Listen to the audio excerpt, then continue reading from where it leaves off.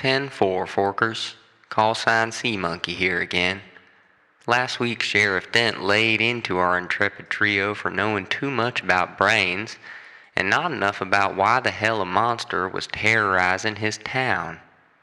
After they were interrogated, they returned to Helmsfolk Haven beneath Valentine's Diner to hit the books. After a little light reading, they learned they were after a gatherer-devourer, a kind of uncanny bent on chowing down on specific things to gain knowledge about 'em. Seems like somebody wants to learn more about the human brain. Some kind of neuroscientist or something. Lark used his relationship with part-time deputy and full-time percolator museum curator Ramon Sandia to lure him away from the crime scene. That allowed Clinton and Mystic Mikey to follow the creature's bloody tracks into the woods. It seems like whatever did this gets drunk after it feeds. Maybe it'll be easier to kill if our heroes can find a couple brains lying around to lay a trap. Oh, and a couple of rich guys are hosting Moon Fork's first harvest festival for their own selfish, money-grubbing reasons. What else is new? The more us humans focus on the acquisition of funds in this capitalist wasteland, the farther we get away from what really matters in life. Love and the telling of stories. Onward now, fellow lovers and fellow tellers, into strangeness and adventure. Sea Monkey out.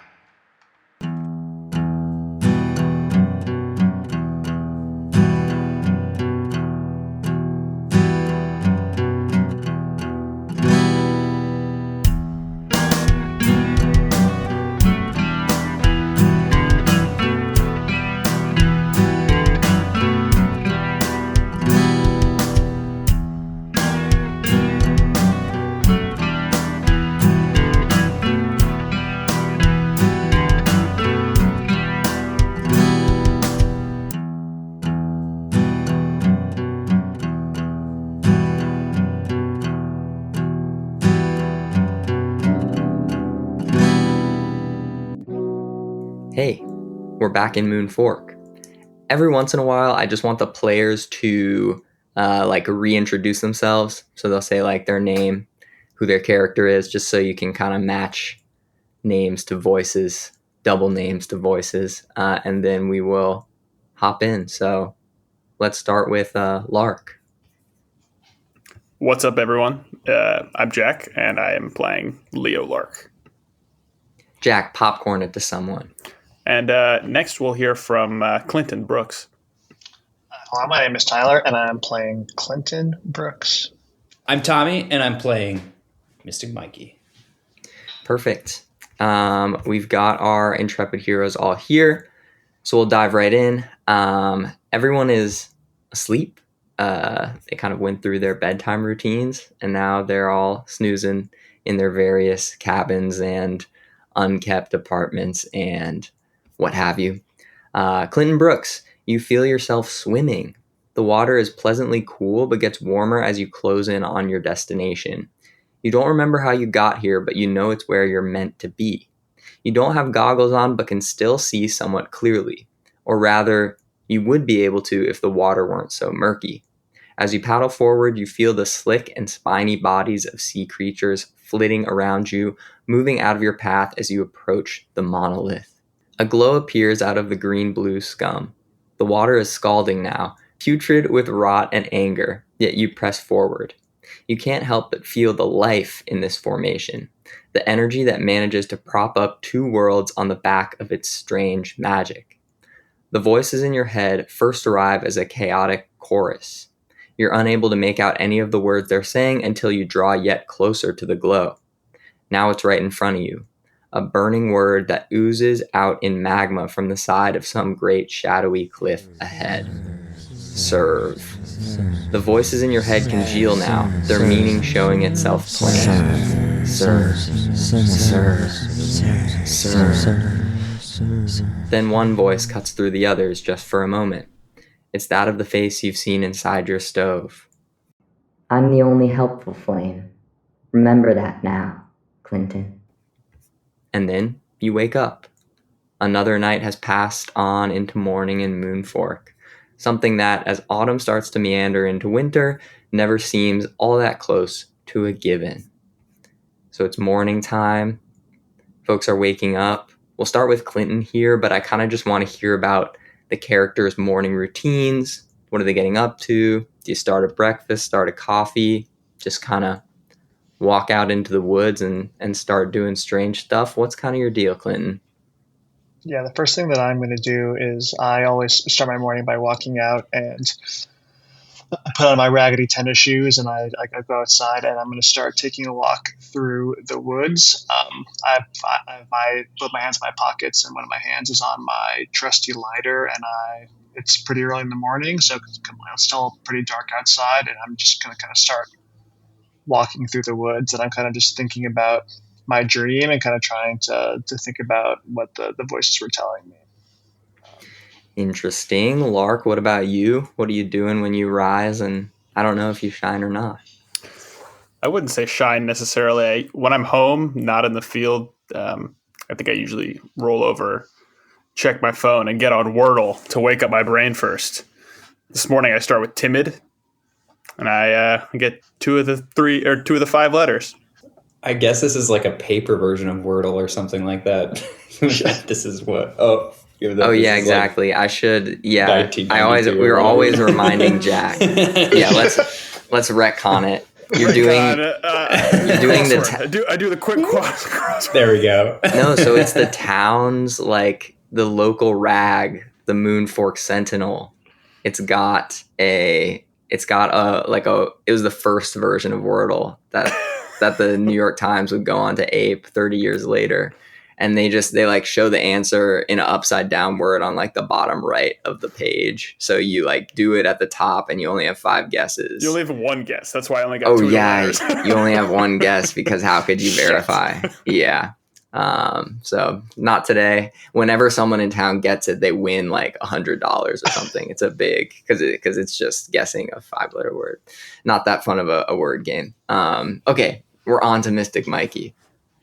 Okay, is it imperative to the story that we all wake up roughly at the same time? Because no. Okay. Mystic Mikey is a 19-year-old young man, and he's definitely a bit of a night owl. So he sleeps until, I don't know, 11 or so. And he sleeps very deeply and very well because he's just got that, still growing kind of thing going on. So yeah, I would say I wake up around 11, microwave like some leftover pizza for breakfast. It's a little stiff. It's not super good, a little rubbery, but it gets the job done.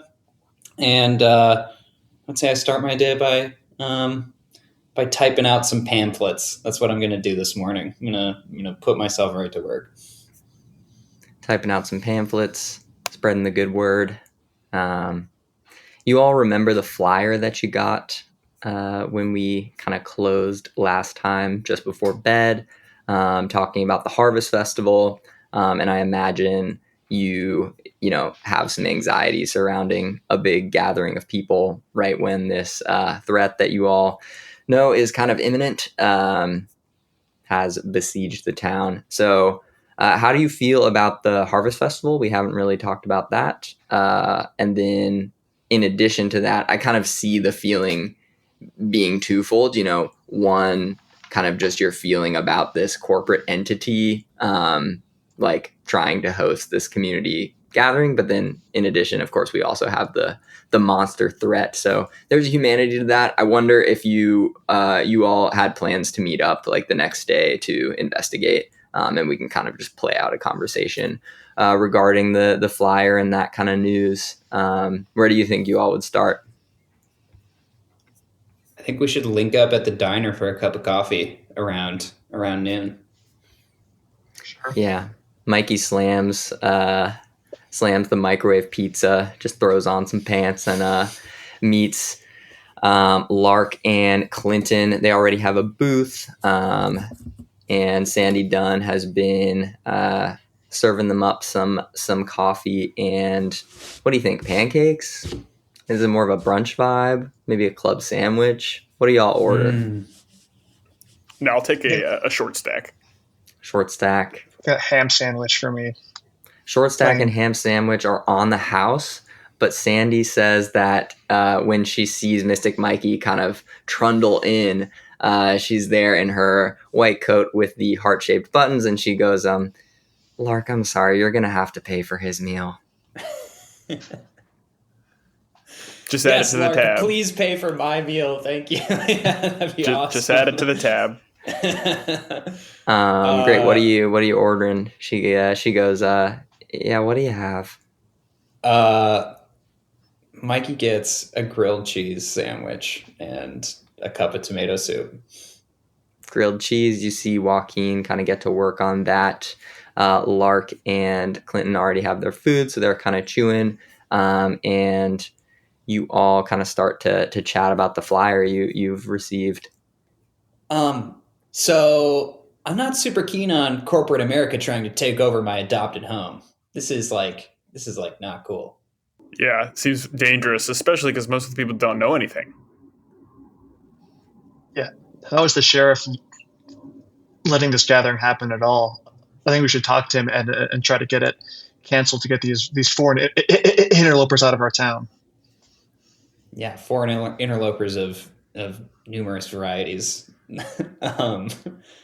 Yeah, I mean, we could bring the cops in at this point, but like, do you guys think he's going to believe us? I mean, this is a little far-fetched. I mean, I bet he probably would. Weird stuff happens around here all the time. I don't know. Ramon yesterday, he didn't seem too concerned. I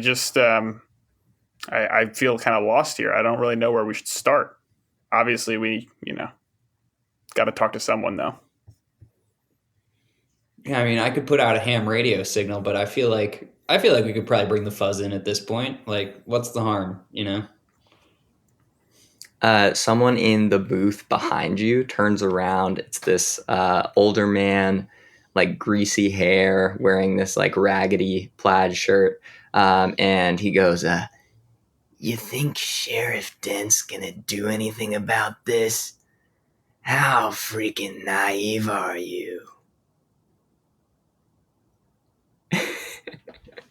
Mystic Mikey, you don't recognize this person, but Clinton and Lark, you know him to be Perkins McDermott. He's the sole operator of the Moon Fork Curling Club, which is kind of it's a curling arena rink. I don't really know what you call a curling club. It's a curling club kind of in this older warehouse on the northern end of town, and it's kind of.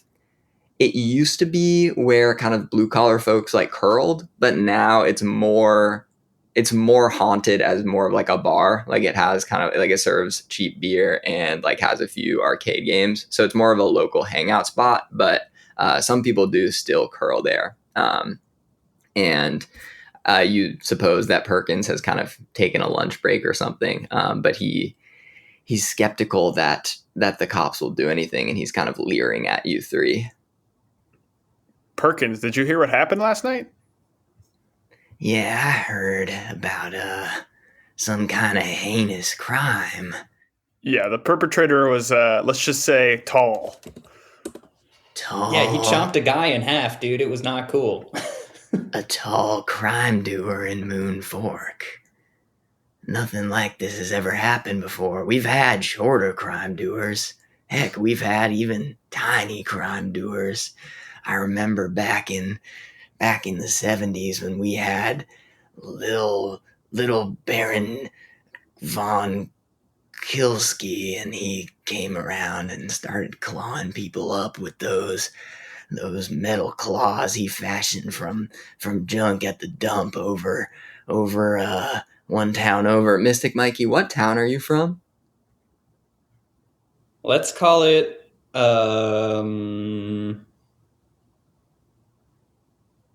Pine Lake. Baron von Kilsky, he ravaged the Pine Lake dump and made his claws, and he was only 2'7". And we used to talk about that all the time in Pine Lake, man. But I don't think the weird thing about this is the size of the perpetrator. I think it's more that a guy got bitten in half by a giant scary tooth monster. Ah, I see your point somewhat, young buck. Look at the time. He doesn't like look at a watch. He just says, "Look at the time. I ought to be going." And he kind of slinks out, throws a few dollars on the table. And you see Sandy kind of like watch him go, watches, and hears the bell ring on the door, picks up the money and kind of yells after him like, "Perkins, it costs more money than this." And then she like looks over to your booth and goes like, "Every time," and just like puts it in the cash register, and walks back around the table to serve folks at the bar. So y'all are upset about the corporate entity. You're thinking about talking to Sheriff Dent. You know that like you know where the festival is. You also know that it said like it was mainly for kids and there would be events kind of ongoing. So what you would imagine, it's already maybe started to get set up, or maybe already started, it being, afternoon time already. And you know that like it's going to culminate in kind of a scary movie night with this projector screen set up near the swales. So you kind of can try to interrupt that. You will need to do more investigation if you want to find and take down the monster. There's a number of different kind of ways you could take your actions in the next hour and see where things go from there. So I'm going to leave that up to you all. As you're settling up your bill, you see Sandy kind of fiddling with some pie tins after she had taken the pies out. And you see her kind of like sadly like toss a pie away, like a whole pie. But you can even see from this far away, it's maybe like, I don't know, like 15 feet. You see that it's like pretty moldy, and you're like a little bit weirded out by that. But you see as she kind of tips it over into the trash, she reaches back down into the trash and pulls out like an envelope.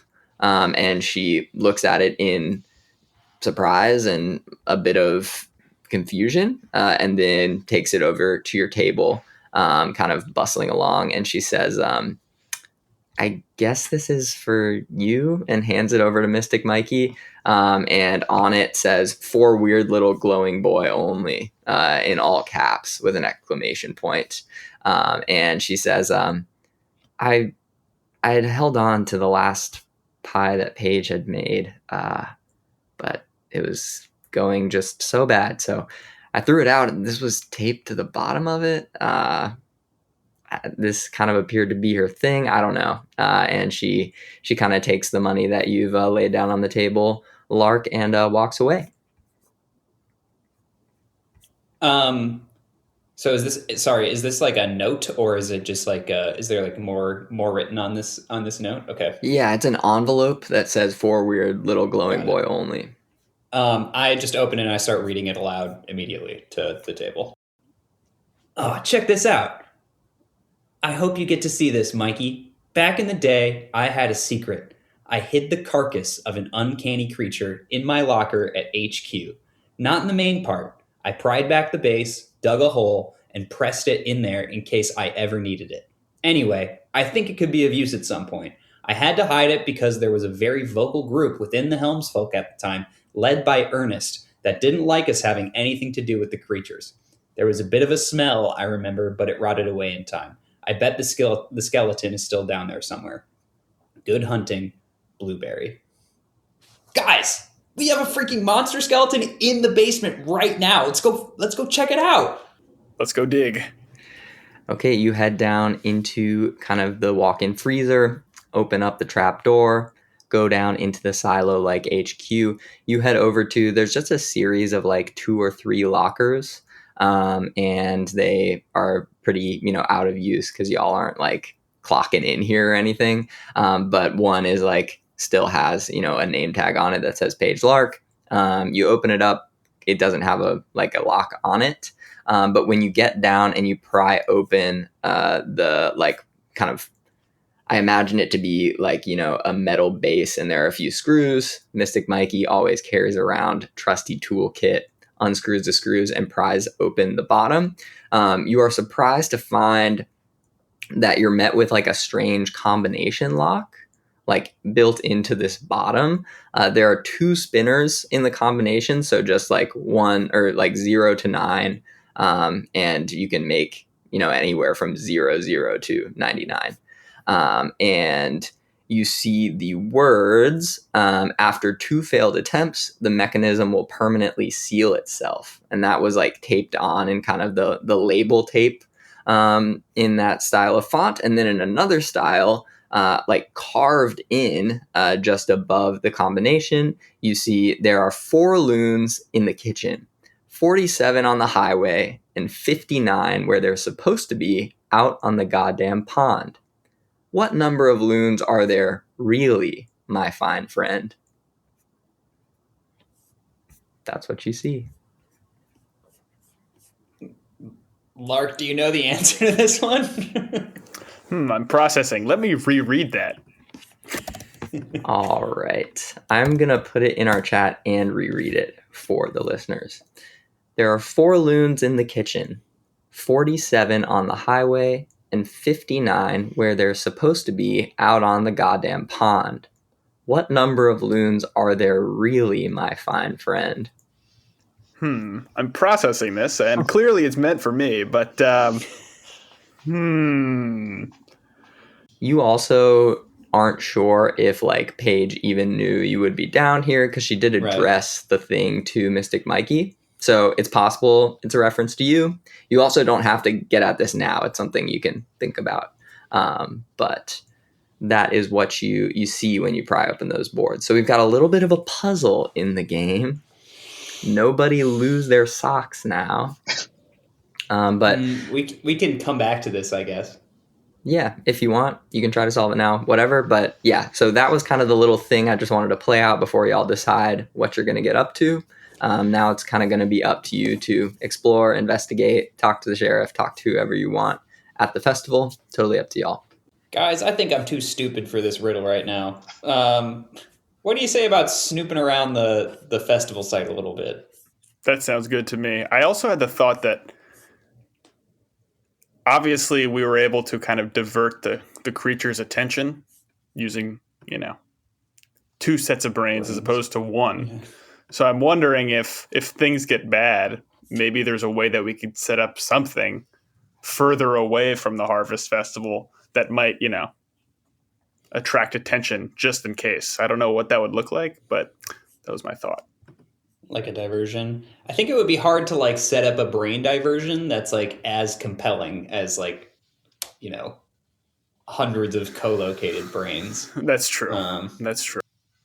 But it's how is your brain supply looking, Mystic Mikey? Brain festival, yeah. But it's an interesting thought. I don't think it's a bad idea to like try and lure it somewhere with the intent of fighting it later, or at least holding it. Because we presumably we don't know how to kill this thing, but we may be able to contain it. Yeah. I think it's worth going to the festival maybe and just scoping out what the vibes are there and kind of where the attack points could be first. Yeah, maybe there's like a person we can talk to that we can get some more information from as well. Yeah, I wish Perkins didn't leave so quickly. I wanted to ask if he knew anything. He's a greasy sneaker. Yeah, he slid out of there. You always know where to find him. Moonport Curling Club, or maybe he's at the festival. We can make that happen with our brains and our imaginations. You all head over to where the flyer said the festival would be, to the 2 swales. So we've talked about the swales some, but just to reiterate, they're these kind of 3 massive hills just in the middle of town, in a configuration that has kind of baffled geologists and townsfolk alike for as long as there's been a settlement here. And actually in the first episode we alluded to the fact that there was a new person in town who was actually from the U.S. Geological Service, who is studying the swales, and there have been a number of folks like that out here.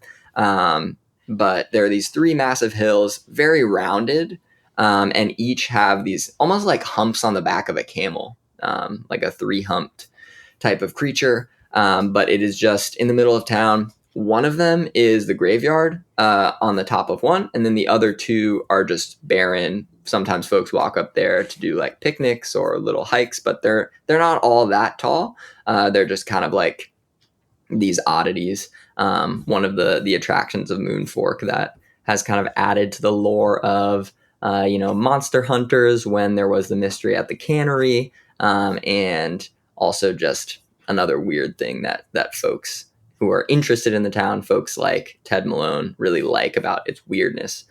So the Harvest Festival is actually set in between, in kind of the valley created by the two swales that are not Memorial Hill. If you're looking at a map of town, the westernmost swale is Memorial Hill. The center and the right one don't have names. They're just other ones that make up the formation. And the Harvest Festival is set right in between those two.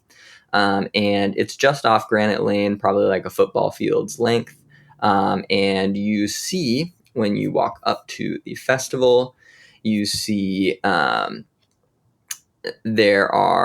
in spite of the fact that the residents of Moon Fork know the Harvest Festival is motivated by, two wealthy men's desire to take over their town, they're not one to pass up an occasion to drink cider and be in community with one another. The only attraction at the festival without a single visitor is the one where Ted Malone has posted one of his junior employees to pass out flyers soliciting the sale of property. So you see like a little boy, not a little boy, I don't know why I'm talking like that. You see kind of like a just out of college intern type person sitting at a table with flyers, saying like, any interest in selling your home or your business, and kind of everyone's giving him a super wide berth, not really even paying attention. Next to that, there's a 6-foot high model of the dilapidated cannery that is actually pretty close to where the festival is taking place. So it's a little bit jarring to see kind of this massive rusted industrial structure in the distance, and then have its little brother right here at the festival. But there is that model, and next to it is kind of like a sculpture of the same height, but this one is demonstrating like a luxurious kind of bougie, kind of brutalist architecture hotel. And it's supposed to demonstrate the luxury with which like Turner Renfro intends on reestablishing the cannery's place in town. This time as the Moon Fork Lodge, you see, is kind of the label on the second little model. It's not that little, but the second model. A small group of protesters has gathered around this installation, and among them you can see the proprietors of the town's only hotel that is still in business. It's called the Comet Lodge, and the little throng is chanting, "Just as comets fly, development should die."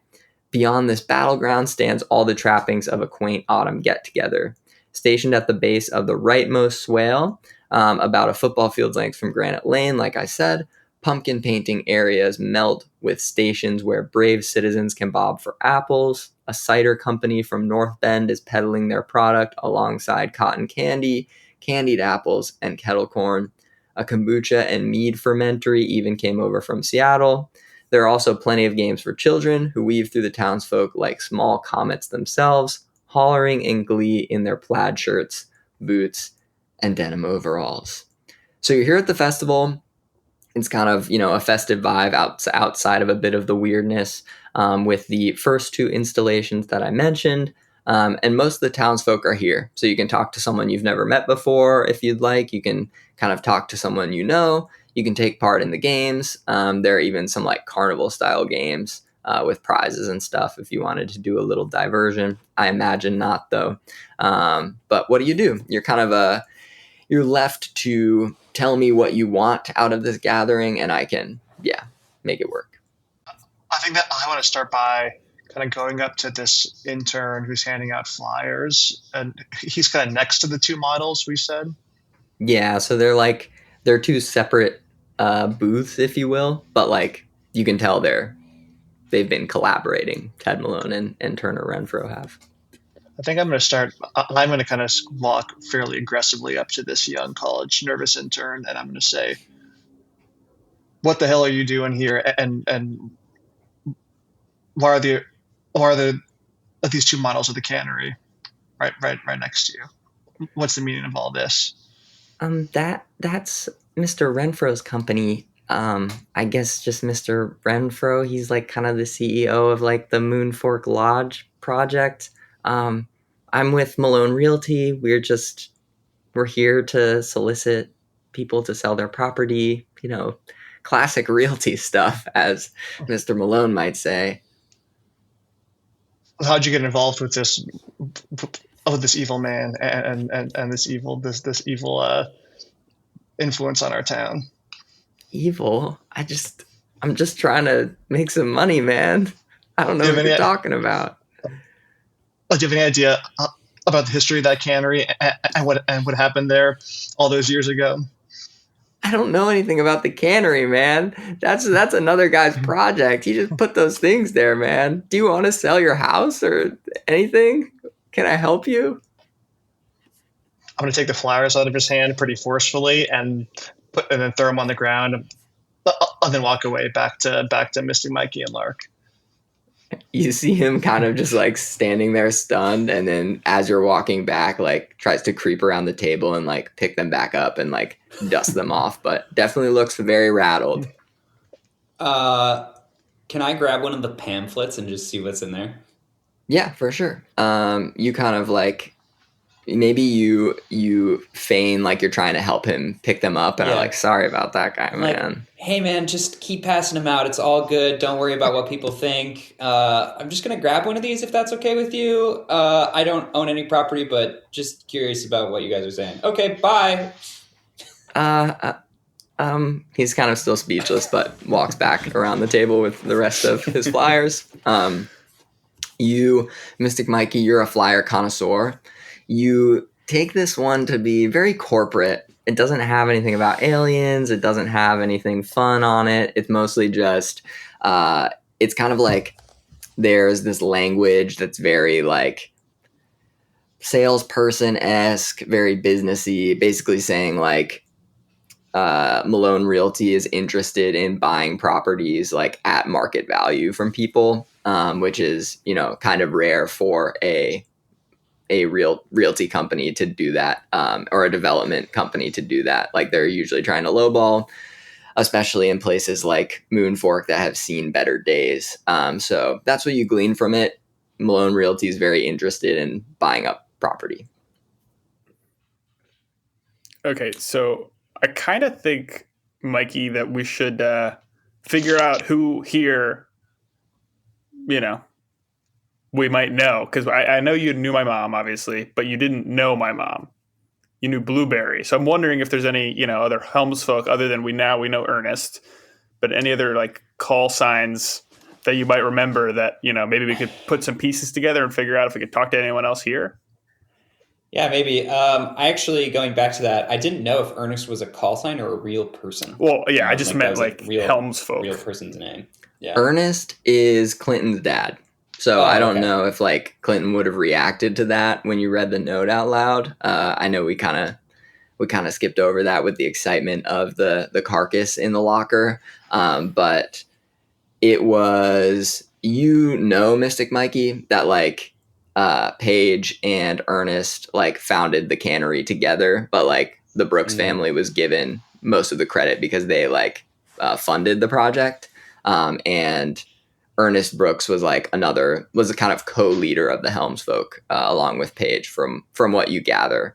And then it is pretty well known. I actually don't know if Mystic Mikey would know this, but Lark certainly would, that Clinton's family, like his entire family just kind of disappeared from town around the time that the cannery went belly up in the late 70s. So there's definitely a mystery surrounding that. But that's what you know. But I just meant like other than Ernest and my mom, Paige, Blueberry, if there were any other Helms folk call signs that we might know, because we might not know who the people are, but if we knew any other, coming from Johnny. In this context, I'm only going to be able to recognize someone by their voice, probably. So if we, by random chance, talk to the right person, then yes, I think I would be able to recognize them, but I don't know that I would be able to, sort of pull them out of a hat, if that makes sense. Or just like identify a face in a crowd. And as far as Lark, there are like no more active members. Like they all kind of got scared off. Okay.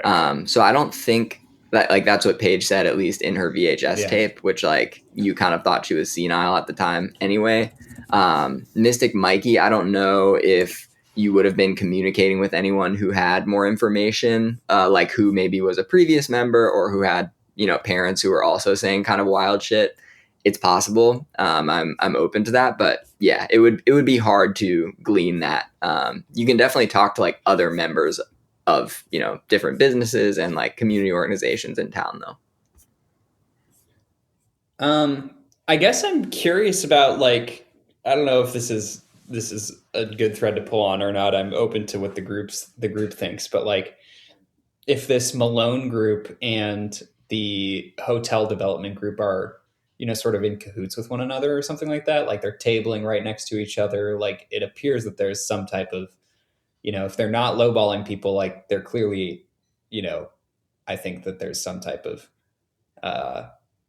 financial incentive if this hotel does get built. These home prices would probably go up. They're trying to buy them now. I think that could be an interesting thread to pull on a little bit, but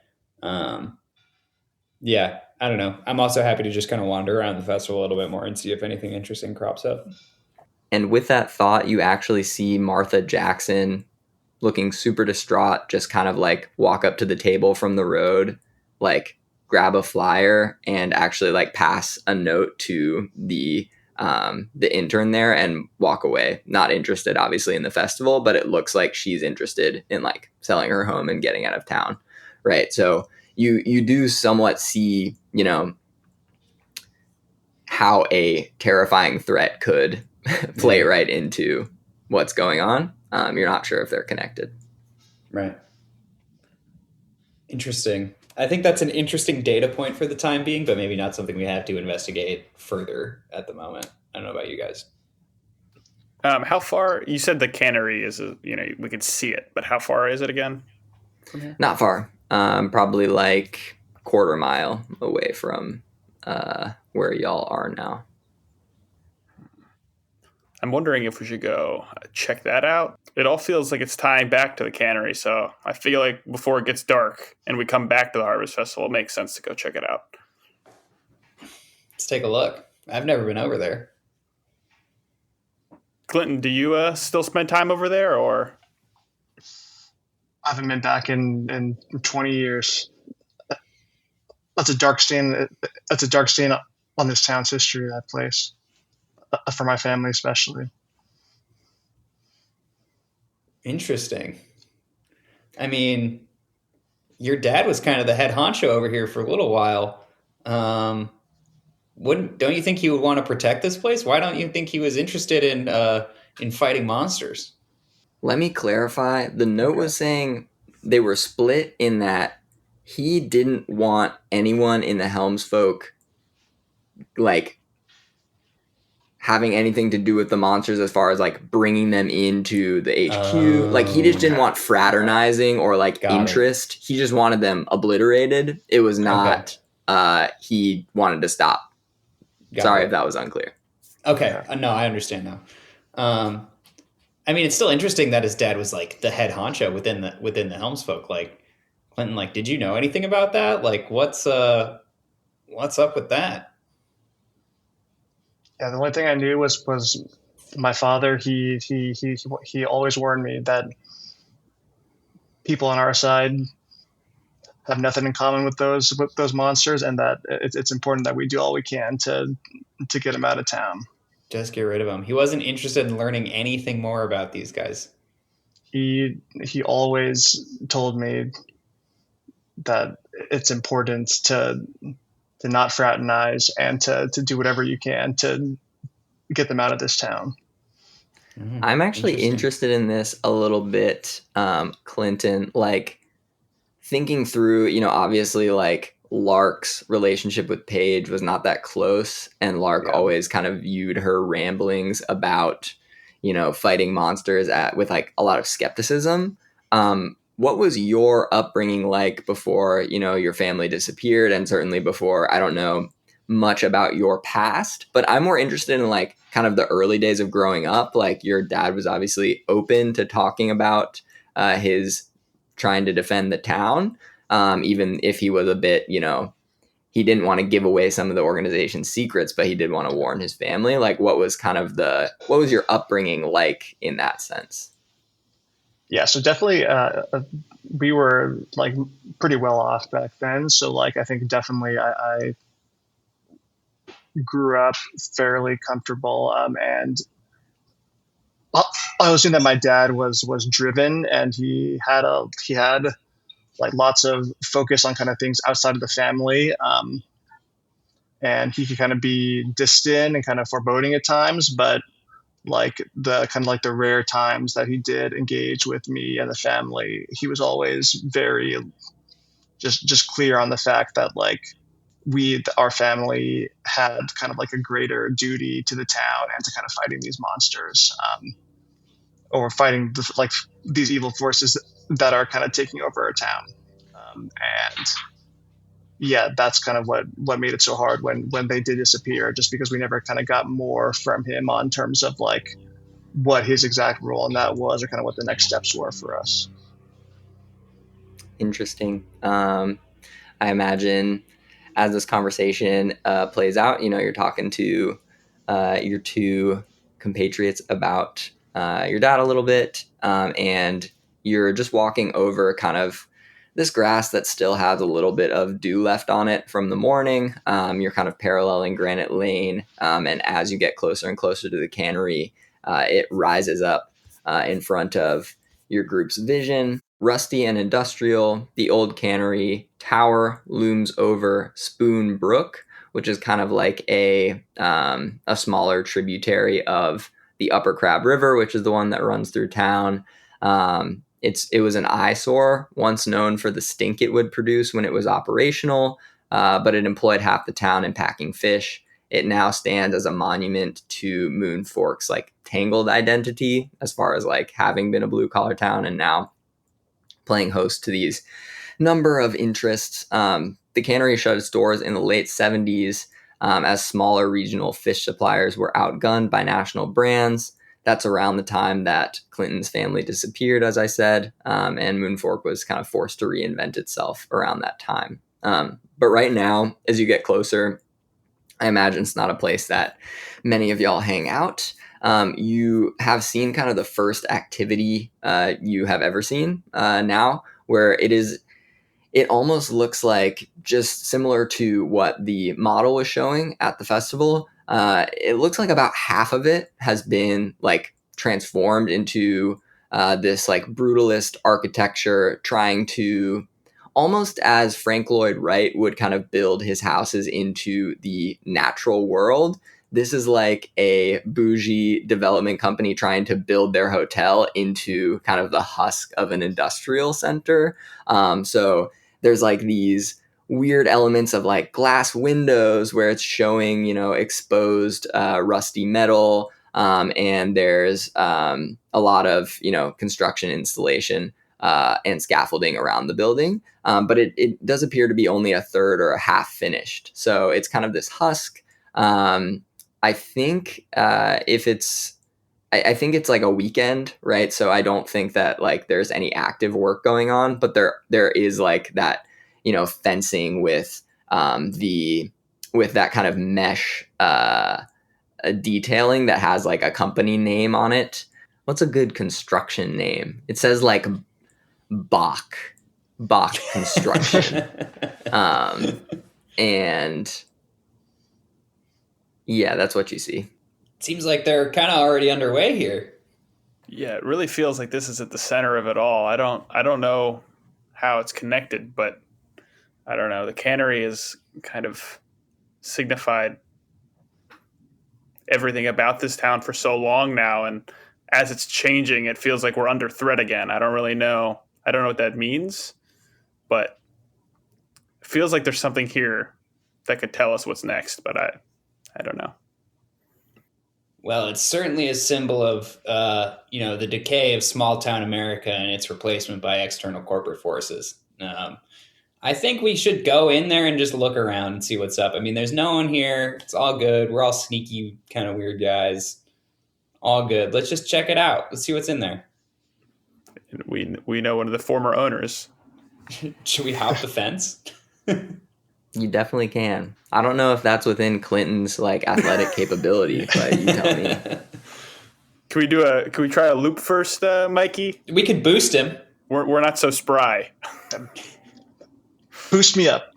Boost me up. Boost me Let's up. boost him. All right, me and Lark do the interlaced finger thing and like give him a little stair step, and we're gonna boost Clinton over the fence and hope he doesn't break his hip on the other side.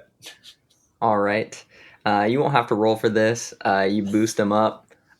He kind of falls over onto the other side in what I imagine is a pretty awkward operation. But I think he gets over, and certainly Lark and Mystic Mikey, in this moment, you kind of like something is driven home for you that you've kind of been realizing, and that like in all of his, insecurity and kind of like mental strangeness, like Clinton definitely is a tough cookie. And you all kind of climb the fence as well. And you are faced with this kind of, as I described, big industrial structure. Part of it has been bougified somewhat, but it's unfinished. Let's go in there. Let's go ahead and have, let's do Mikey investigate a mystery, since you're kind of the leader of this little operation. So when you investigate a mystery, you roll plus sharp, and on a 10 plus, you hold 2. On a 7 and 9, you hold 1, and you can ask a number of questions. Cool. I'm going to grab my dice real quick. You can do this roll, and then if Clinton and Lark want to like look at something specific and want to do an investigate a mystery, you may, but I don't think we should all three roll it just for kind of a general what's the deal. Plus sharp. Ooh, 7. 7. So you hold 1. The questions you can ask, some might apply, some might not. What happened here? What sort of creature is it? What can it do? What can hurt it? Where did it go? What was it going to do? And what is being concealed here? I want to ask, what is being concealed here? That's a good one. You kind of are walking over into the construction-oriented part, kind of the working plan, and you see that the contractor has kind of left some of the notes and blueprints for the building, and you see like what's being concealed here is it's kind of a multi-layered question. You see that like Turner Renfro is earnestly trying to make this into a hotel where like people from Seattle, people from Portland, like rich kind of tech folks can come for a bit of a getaway. It's an identity that the town has kind of reluctantly taken on, like they never turn away people who are willing to pay like for a big meal at Valentine's or for, a walk around the Percolator Museum if they make it out that way, even a round of curling. But it's not something that, like, as you could tell by the protesters and kind of the proprietors of the Comet Lodge, they're like not happy about there being like a non-local force. And you see like the plans are on track to welcome guests like as early as this winter. A lot of the like structural work has been done, and they're mostly doing like finishing out the outside of the building and doing detailing in the rooms. But in addition to that, what's being concealed here is you remember as you saw in when Paige kind of gave her speech on the VHS tape and what you know about town history, like there was a murder that took place here, or what they thought was a murder, but then it was of a 17-year-old girl, Linda Pugh, who, as you have read in the Helms Folk HQ, was kind of turning into a fish it appeared, like had kind of the upper body of a fish and just like legs, and kind of came here and died. And it's something that the town has been known for, again in a somewhat like reluctant way. And you see hidden under, you kind of like are pushing away notes and blueprints, and you find a note that is like on letterhead that is like from Turner Renfro's desk. Basically, the gist of it is like, play up the suite and some of the nicer rooms being around where the Pew girl died. And he says in the note, like, this is what, like, Malone's interested in, kind of this angle, basically.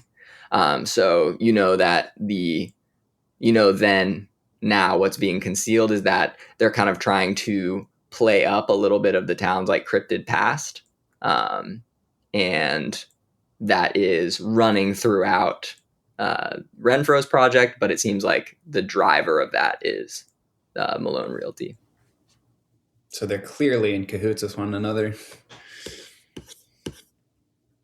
Guys, I think there's some untoward business practices taking place here. Based on that note, Clinton, tell me if I'm crazy here. The other night, when the creature, whatever it was attacking that family, I kind of saw you start flicking your lighter a lot and talking to it. Could you kind of expound upon that? Because I kind of have an idea, maybe. What were you doing? Yeah, this voice has been in my head and following me in my dreams, and it's been trying to help me, but also has been very, very ominous and not clear about whether it's going to help me or not. But I think that part of this fire voice is trying to help me. I think it can help us find out what's going on here. I'm wondering if maybe we could, because now we know where the girl was killed, near all the nice rooms, if we could talk to the fire near where it happened, if we could kind of, I don't know, glean some information that we didn't know beforehand, or I don't know how any of this stuff works. I kind of just new to this. Yeah, that's a great idea. We should go towards the rooms, and I'll try to talk to him. All right, you kind of climb up some stairs that their railing is still being put in, and you make it onto the third floor, where you see the rooms are all like pretty much well built, and you make your way over to what you saw on the blueprints, Mikey, to be the they call it the Neptune Suite, in kind of like a weird homage to that part of the town's history. And you find the door is locked, but you are presumably, it's where like they had the note like pointing to it, and it's like circled on the plans. So you assume this is around where it had happened. Mike, do you have anything in your bag to help us break open this door? I feel like it'd be better to be closer to the actual scene of what happened. Yes, I can try to. Well, I can definitely go back to the workshop and make like a lockpick. That can definitely happen. I'm kind of thinking we're surrounded by tools here, so you think you could make something work with some of the construction stuff? Johnny, do you think that's within bounds for my character's abilities? I think you can try. I'm going to have it be an act under pressure, and you'll like have the consequences of that roll if you want to try this. Let's give it a shot. All right, so you grab like a screwdriver you find, and you kind of jam it in the door of the Neptune Suite, and you're going to roll plus cool for act under pressure. Can I get a help out from someone? Yeah, and they can do that before or after. So if you want to do it narratively before, they can. But if you want to see what the roll is first, that's fine. Okay, I'm going to hold the screwdriver out to Clinton Brooks and just ask him to infuse his mystical energy into the screwdriver. understanding that this is a place of significance in his family's history. I just wanted to meditate over the screwdriver for a second. I'll take a good look at it, and I'll kind of slowly put my palm over on the screwdriver while looking Mikey in the eyes. Lark, how do you feel about this just like overt like admission of like magic and the mysticism of this town? I think I'm just looking out the window. Got my arms crossed behind my back, looking over at the swalls through one of the windows, and I'm just, like, it's been a long 48 hours. And you see, it's not loons, but you see a flock of Canada geese fly by the window, almost in like a connecting you back to the nature that you love and just a shred of sanity. So go ahead and roll act under pressure, Mystic Mikey, and then we'll see if we need to do a roll for help out from Clinton. I'm definitely going to need a help out. That is a 5. So... Okay, it actually won't matter, so let's not have Clinton roll and potentially expose you to more bad stuff. But what happens is a hard move, and you see someone who appears to be, it doesn't seem to be like a contractor, like it's a man dressed in like a quarter zip and like a tie underneath and like nice slacks. And he's like walking around just like looking at some plans on an iPad. No, it's 1997. Walking around, looking at some plans on a piece of paper. And he kind of looks up from the paper and goes, "Hey, what the hell are you kids doing here?" I do the like a cartoonish like jump in the air, and I like scream it, and I hide behind Clinton. What are you doing here? This is our town. Hell yeah. Wait, you're not a kid at all. You're an old man. No, we're here with Renfro. We just came from the fair. He asked us to come check on some things. This is my nephew. His name's Michael, and my grandpa. We just came over here.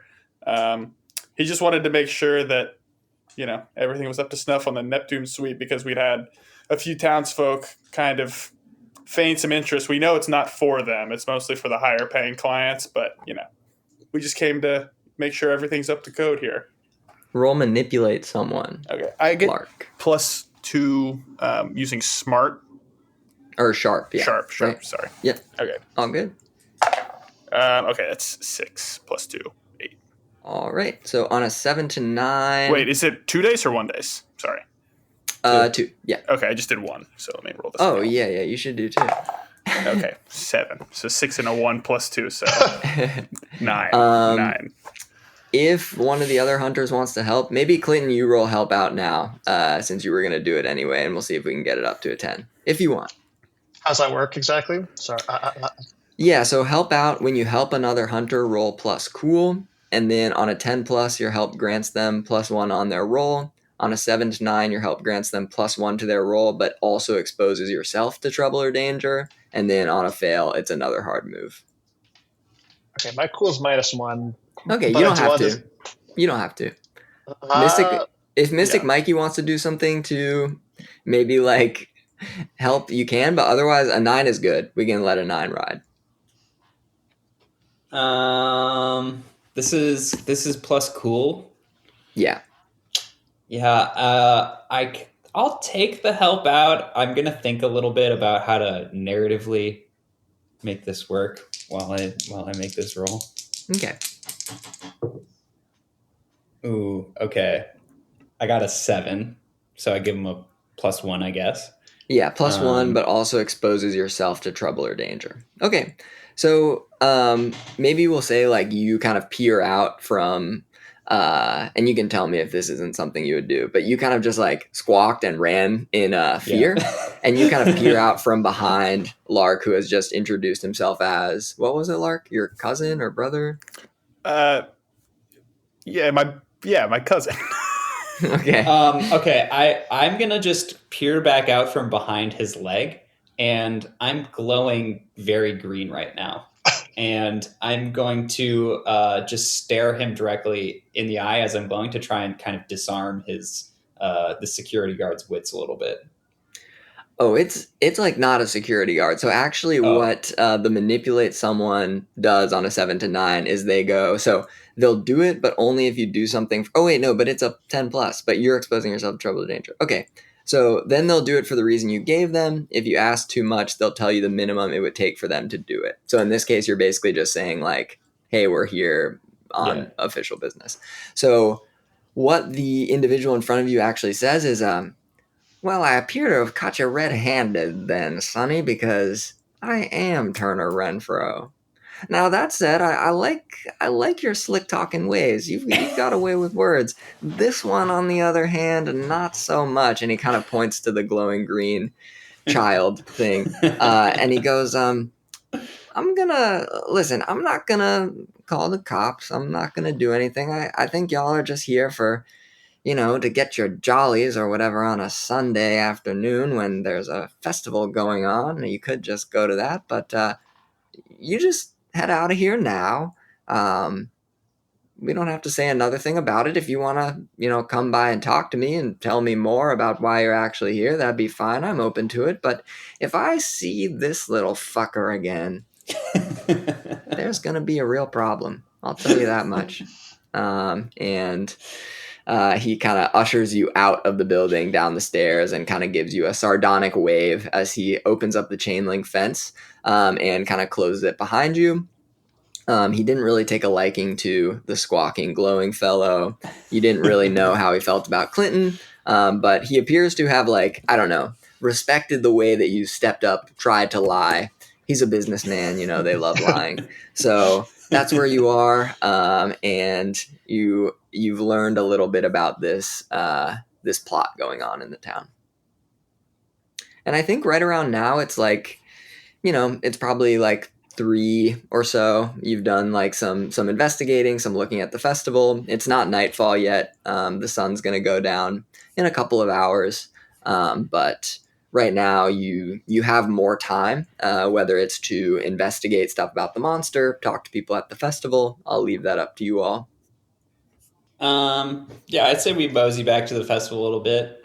I want to get in that room, man. How do we get in that room? Yeah.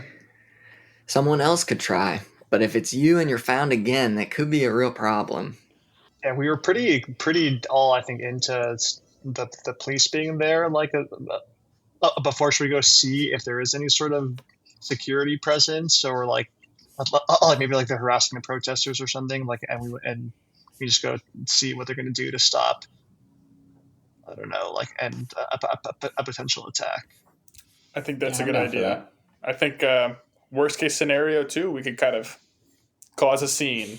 If something goes wrong, we could just cause a scene and get people to. We can definitely. I can definitely make something that would assist us in causing a scene if that's absolutely necessary. So. That's true. Yeah, we're definitely moving in kind of bullet time here.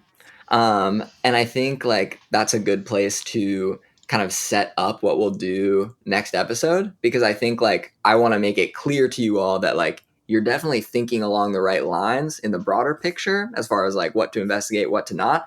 But there's also a very, real threat of a bunch of people being together at night and this thing attacked at night before. So I think how we're going to treat next session is you're going to do some planning surrounding how you're going to, whether it's disrupt the gathering or protect people, because that is should be on the front of all your characters' minds, is this is likely coming. So we'll treat it as do you want to try to gather more knowledge or more of a plan to have this be the final fight with this thing? Do you want it to just kind of be a dispersion tactic to try to fight another day? Whatever you want, it's going to be about protecting, your friends and neighbors, seeing what you can do about the creature. And the way we'll frame the next time we play is we'll have you do just that chat. It doesn't even, I think it'll need to be in character, but it doesn't need to be it doesn't need to be something that we're worried about, stilted dialogue where you're I'm going to, try to force it over here and then do this. That's going to be necessary for how you're going to handle this situation while doing crowd control. And then you can recruit anyone you want, whether it's the police or other people in town, to to help out. But that's definitely coming up at this, adult movie night where they're going to show a horror movie on the swales. And that's kind of where we're heading. So get ready for that next time. Good plan today. Good uncovering the mystery. And we'll see you again soon. Weird America, would you give me this one thing? It's medieval, but it's as modern as something on the radio or the phone you can't put down. Weird America, I'll be seeing you around. Weird America, I'll be seeing you on the swales today.